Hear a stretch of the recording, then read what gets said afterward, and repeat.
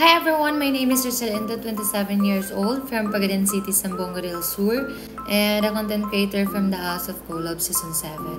So ayun na nga guys, isa ako sa mga weakest 6 this week. So sana guys, supportahan nyo ako and i-vote nyo ako na manatili pa dito sa loob ng mansyon. So paano nga ba bumoto? Punta lang kayo sa thehouseofcollab.com na website and hanapin nyo yung aking name, Rizel.